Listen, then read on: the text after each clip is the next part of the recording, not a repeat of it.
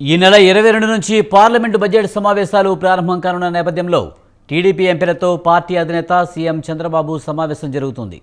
ఉండవల్లిలోని తన నివాసంలో CM Chandrababu party ఎంపీలతో భేటీ అయ్యారు. సమావేశానికి టీడీపీ ఎంపీలు, కేంద్ర మంత్రులు హాజరయ్యారు. పార్లమెంటులో అనుసరించవలసిన వ్యూహాలపై చంద్రబాబు ఎంపీలకు దిశానిర్దేశనం చేస్తున్నారు. రాష్ట్రానికి కేంద్రం నుంచి రావాల్సిన నిధులు తీసుకురావడం, సంక్షేమ అభివృద్ధి పథకాలపై ప్రధానంగా ఈ సమావేశంలో చర్చ జరుగుతుందని సమాచారం.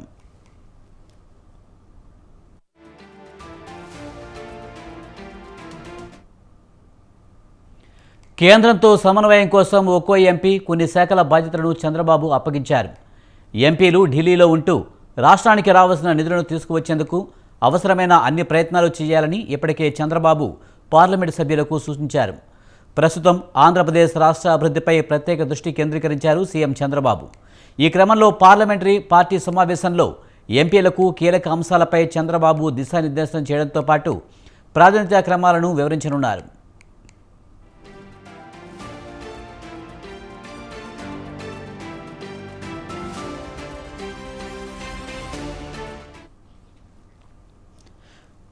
ఈ నెల 22న పార్లమెంటు సమావేశాల నేపథ్యంలో సీఎం చంద్రబాబు ఎంపీలతో సమావేశమయ్యారు. దీనికి సంబంధించి మరింత సమాచారాన్ని మా ప్రతినిధి సంతోష్ లైవ్లో అందిస్తారు.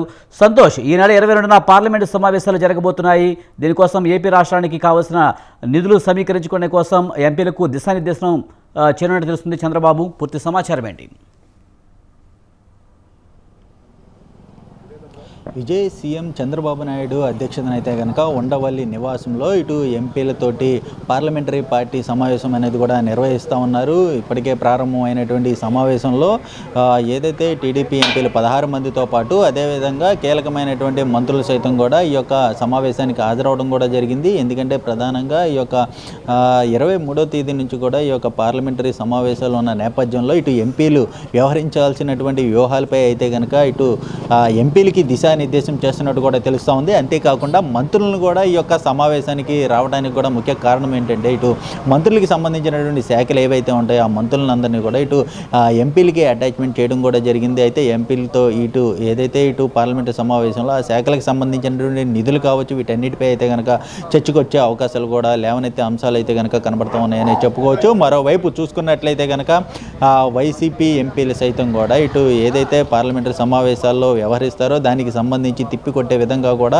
కొన్ని వ్యూహాలు అయితే కనుక ఇటు చంద్రబాబు నాయుడు దిశానిర్దేశం చేస్తున్న పరిస్థితులు కూడా ఏర్పడుతూ ఉన్నాయి. ఇందులో ఎంపీల్లో కొత్త వారు ఉన్న నేపథ్యంలో కూడా ఇటు వారికి కూడా ఏ విధంగా వెళ్ళాలి, ఏంటి, ఏ విధంగా అనుసరించాల్సినటువంటి వ్యూహాలపై అయితే కనుక చర్చిస్తున్నట్టు కూడా తెలుస్తూ ఉంది. ముఖ్యంగా కేంద్ర మంత్రులు సైతం కూడా ఉన్న నేపథ్యంలో ఇటు రాష్ట్రానికి ఇటు పోలవరం కావచ్చు, అదేవిధంగా అమరావతి రాజధాని నిర్మాణం కావచ్చు, వీటన్నిటిపై అయితే కనుక దిశానిర్దేశం చేసినట్టు కూడా తెలుస్తూ ఉంది. అయితే ప్రధానంగా ఇప్పటికే పలు శాఖలపై ఇటు చంద్రబాబు నాయుడు శ్వేతపత్రం విడుదల చేయడం జరిగింది. అయితే ఈ యొక్క శ్వేతపత్రాలు సైతం కూడా పార్లమెంట్లో ఎలాంటి అంశాలు చర్చించాలి, ఏ విధంగా అయితే కనుక ఈ యొక్క అంశాలు ప్రతి ఒక్కరికి కూడా తెలియజేసే విధంగా ఇటు తెలియజేయాలన్న దానిపై అయితే కనుక పూర్తి స్థాయిలో ఇటు కేంద్ర మంత్రులతో పాటు అదేవిధంగా ఎంపీలకి దిశానిర్దేశం చేస్తున్న పరిస్థితులు కూడా ఏర్పడుతూ ఉన్నాయి. ఇప్పటికే చంద్రబాబు నాయుడు పలుసార్లు ఢిల్లీ వెళ్ళిన నేపథ్యంలో ఢిల్లీ వెళ్ళి ఆ రాష్ట్రానికి సంబంధించినటువంటి నిధులే కావచ్చు, అదేవిధంగా ఇక్కడ గత 5 సంవత్సరాల్లో జరిగినటువంటి విధ్వంస పాలనపై అయితే కనుక పూర్తి స్థాయిలో కేంద్ర పెద్దలను కలిసి వివరించడం కూడా జరిగింది. అయితే మరోవైపు చూసుకున్నట్లయితే